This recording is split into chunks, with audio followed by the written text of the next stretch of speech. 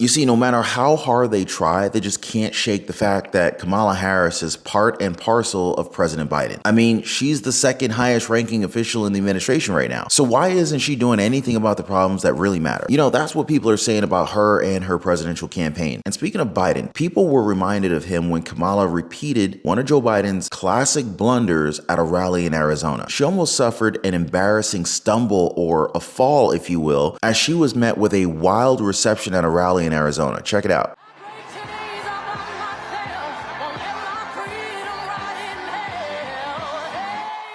So the 59-year-old president jumped up the stairs in Glendale and appeared to catch her foot, but avoided falling over, something President Joe Biden has repeated several times while in office. Now, in the same rally, though, the Democratic nominee made a very surprising admission about Donald Trump and the current state of the presidential race. You see, they're trying to make it look like Donald Trump's campaign lost momentum after Kamala Harris replaced Biden in the Democratic ticket. But in the Arizona rally, she surprisingly warned her supporters that they are still the underdogs in the election. So yeah, you never really know what you're getting with Kamala Harris, or Kamala as former President Donald Trump calls her. So for instance, you have this recent Time magazine cover story featuring Vice President Kamala Harris, despite her refusing in an interview with the publication and her long-standing dodging of the press. I mean, what's up with that, right? Now, of course, her conservative critics were not going to let this go. To say Time magazine got slapped with criticism is an understatement. I mean, just check out these tweets for some conservative commentators. So you got international marketing political strategist and fundraiser Joey Marinino. They worship a woman who refuses to even talk to them. Absolutely ridiculous and absurd. The black gay veteran Republican icon Rob Smith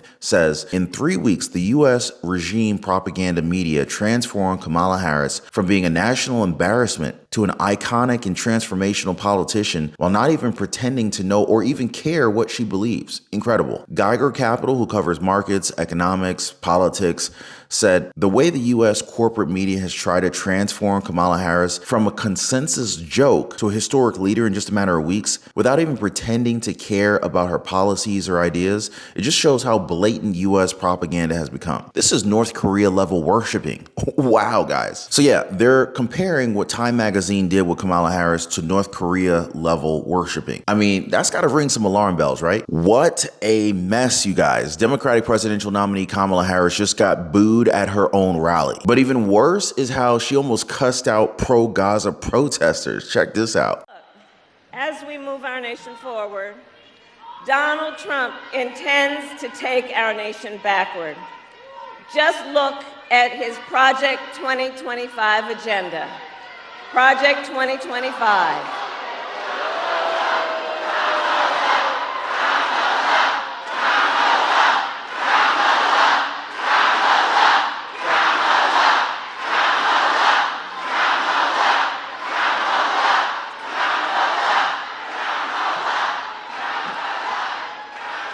And please do check out Project 2025, because I'm telling you, it is a plan. It is a plan to weaken America's middle class. Project 2025, if he is elected.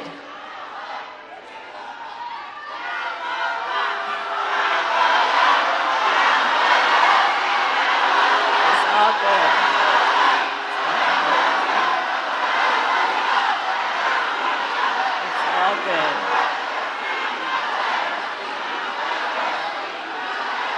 I'm here because we believe in democracy. Everyone's voice matters, but I am speaking now. I am speaking now.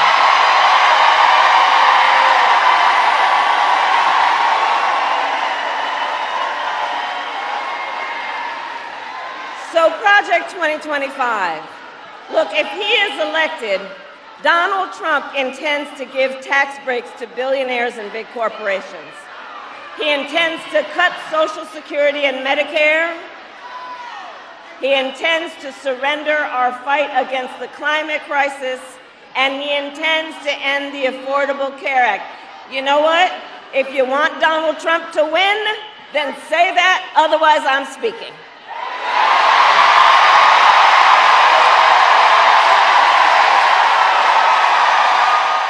I I mean, after watching this, you kind of see why 90% of her staffers left her butt, right? It's like there's a smugness that she just can't hide inside, and it just kind of emanates like a stink that you just can't shake. You know what I mean? And did you hear what she said about how they believe in democracy when literally nobody voted for her in a non-existent primary? Crazy, right? But really, the moment was a moment of pressure for the Democratic nominee, and it kind of showed how she reacts to pressure. I mean, you saw it for yourself. The crowd got wild at the biggest rally thus far for Kamala Harris's campaign, and the Democratic nominee, she just snapped when it got out of hand. Even Kamala's running mate, vice presidential nominee Tim Waltz, felt the mood. But of course, he tried sugarcoating it by saying, "Holy hell, can you throw a party here in Michigan?" But among the crowd were the pro-Gaza protesters of her presidential campaign that slipped into the event to heckle her from the sidelines. They were calling her out for her poor response to the current administration to the Israel-Hamas war in the Middle East. They chanted, "Kamala, Kamala, you can't hide. We don't want no genocide." To that, the vice president basically told them to shut up. She said that she's speaking, but the critics argued that she was really just saying nothing. Just a big old word salad, if you will. And as you guys saw, the crowd was not happy. In fact, it was the roughest rally yet for Kamala Harris and her running mate,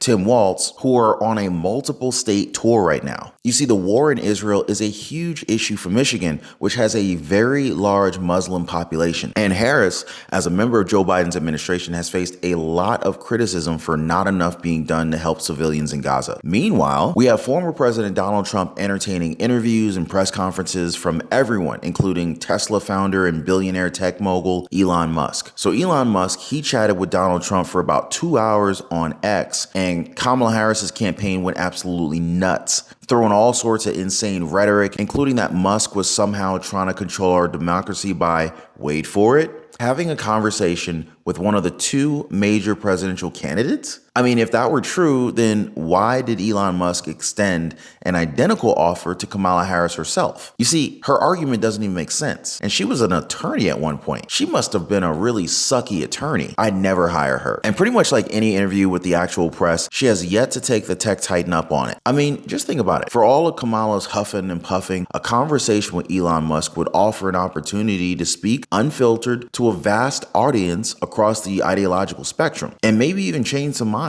But then again, they say it's the unfiltered part of the deal that Harris is afraid of, because according to her critics, the truth is, without a teleprompter, she's almost as bad as her current boss. But what do you guys think? Do you feel like Kamala Harris stands a chance against Donald Trump? Well, we're going to take a long, hard look at that right now, guys. Do not go away. So we're diving in right now as soon as you hit the like button and subscribe, all right? All right, let's go. So really, guys, the Kamala Harris Michigan rally was one for the history books, filed under uncontrollably bad examples. There were pro-Gaza protesters, which Harris tried to downplay, but they say the event was ruckus from the start, beginning with Kamala Harris's rock star entrance. She basically stole yet another move out of Donald Trump's playbook for the event and basically pulled up to the rally in her Air Force One plane. They even played Beyonce's Run the World as the plane came down the tarmac. What do you guys think? Pretty similar to Donald Trump during the 2020 election when he used Air Force One as a backdrop for his campaign speeches. Wow. She stole another one from Donald Trump. Then came curse-filled speeches from the likes of United Auto Workers President Shawn Fain, Democratic Governor Gretchen Whitmer, and of course, Democratic Vice Presidential nominee Tim Waltz. He let loose during his remarks. He praised Whitmer for knowing how to fix the damn roads and told the crowd,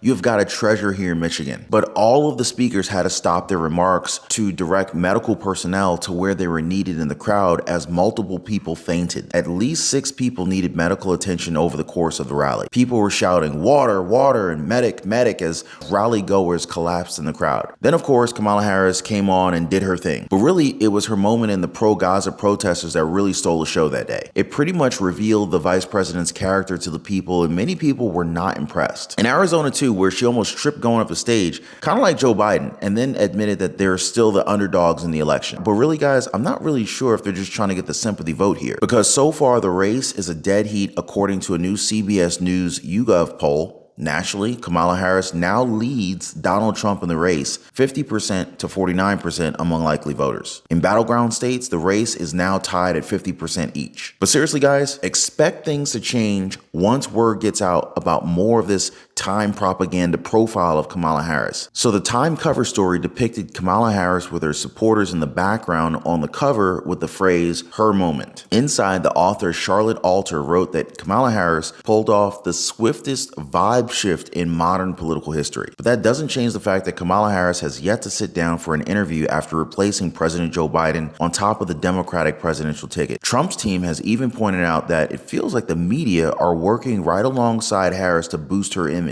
I mean, just look at this Time magazine cover. But as many critics point out, it's pretty much like Harris herself, all feelings and light on substance. Instead of Harris, the piece interviewed Harris's allies like Department of Transportation Secretary Pete Buttigieg, CNN's Zachary Sellers, and gun control activist David Hogg. Journalist Glenn Greenwald posted on X about how the way the U.S. corporate media transformed Kamala Harris from a national embarrassment to a transformative pioneer overnight, without even pretending to care about anything that she thinks or even believes. He says it's a powerful testament to how potent the science of propaganda is. Writer Jen Preacher said it even quicker. Journos worshiping politicians, terrific. Meanwhile, Kamala Harris is all too happy ignoring invites to sit-down interviews. One very particular example is the Elon Musk interview with former President Donald Trump on X. It was 2 hours with the former commander-in-chief, and Kamala, once again, was a no-show. Why? Well, according to the critics, Kamala Harris was afraid of an interview because she's not going to have a teleprompter like usual. So they say that she's worried about her word salads, the spur-of-the-moment flip-flops, and the uncanny cackles. Basically, her seemingly complete inability to function off script. And take note, guys, we are less than 3 months before the presidential election, and the Democratic candidate is still being very cagey about what her policy